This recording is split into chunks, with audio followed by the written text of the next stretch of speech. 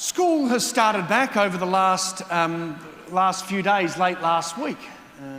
Our teachers went back Wednesday and we had a staff mass for them here.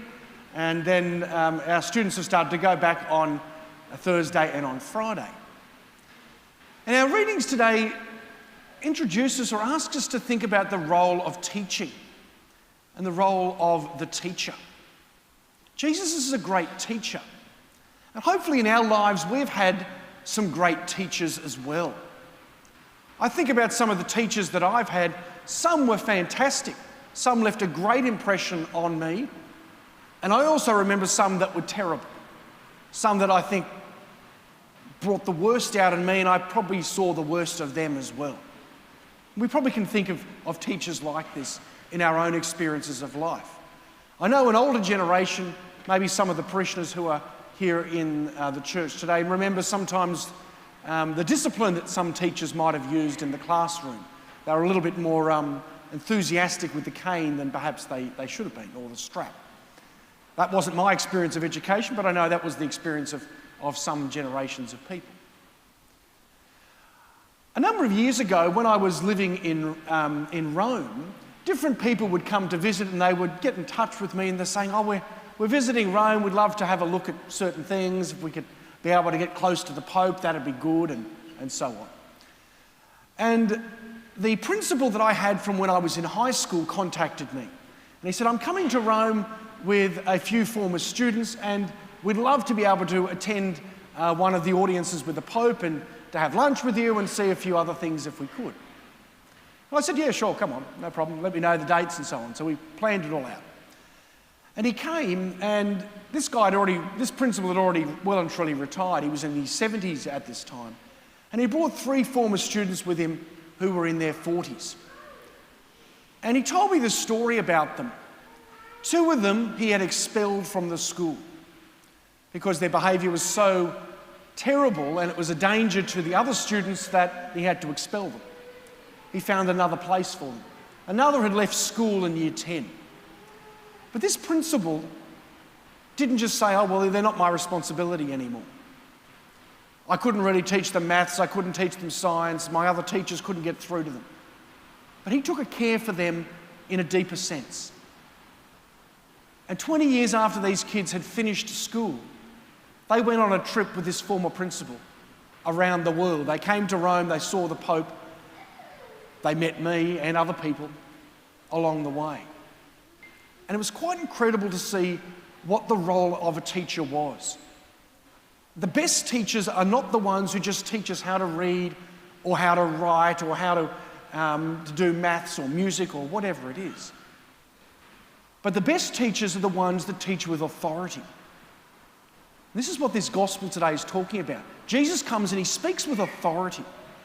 And authority is not just saying, being a great disciplinarian.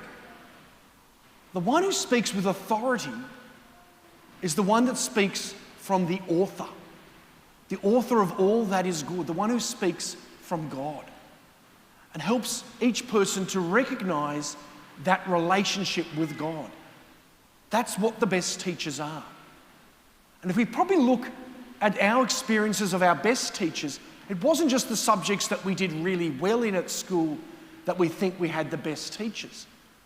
But it's actually the teachers that actually helped us to find who we are and to be the very best we can be, the best version of ourselves. And that's what we should be seeking out. And this is what Jesus Christ does. Jesus Christ is the great teacher. He's the great model of education.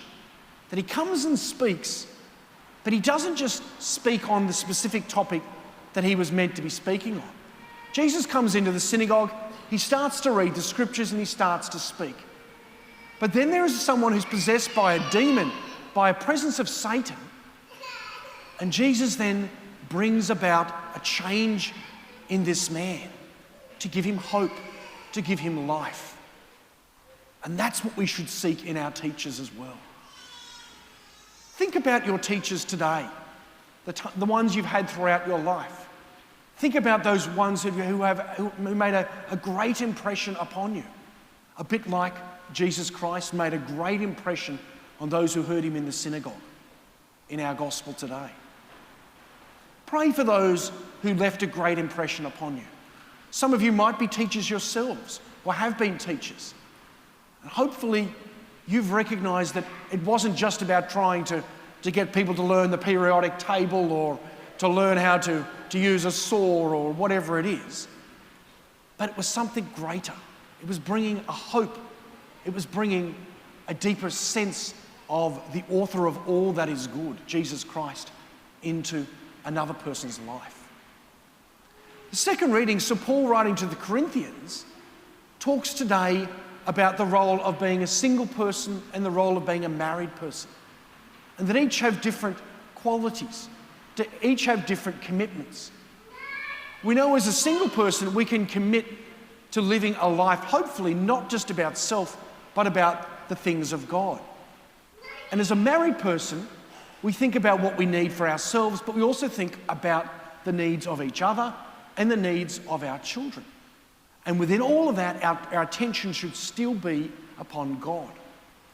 In a moment, we're going to welcome a number of children who are preparing for baptism, and we'll welcome their families as well.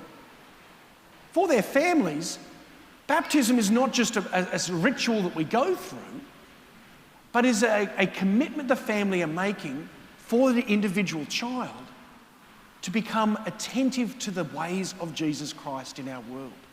They are welcomed into the church, into the family of God, but then they're called to become attentive, as St. Paul writes to the Corinthians, attentive to the ways of the Lord.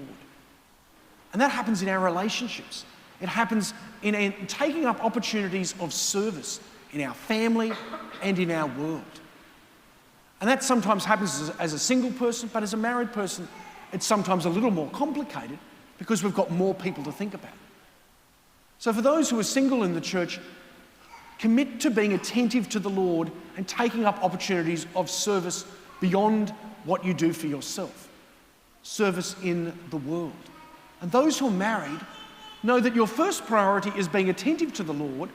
And as St. Paul writes, and we hear from Jesus in other ways as well, we're called to be attentive to the relationship, the domestic church that we've formed. That's our first place of service. How can we be of most service to our children, to our husband and wife, to that church that we've started? And then once we're serving in the context of our domestic church, we're called to then reach out in a deeper way to the world as well, to bring that attention to the Lord into our world. So today, let us think about our teachers. Let us think about the great teachers that bring hope to our lives. I started by telling you a story of that principal who left a great impression upon me in my life, but he left a great impression upon many students, even those who sort of had a difficulty in their education experience. He cared so much to reach out to those who failed. I think those are the best teachers, the ones where we're not doing so well in life, who want and desire us to be the best version of ourselves and to connect with the author of life. Let's not just become disciplinarians in life, teaching someone and making someone feel like they're a lesser person because they don't know. Let us be teachers and let us strive to be people who love education and knowledge because it takes us beyond ourselves and brings us to the author of life, to God, our Father in heaven.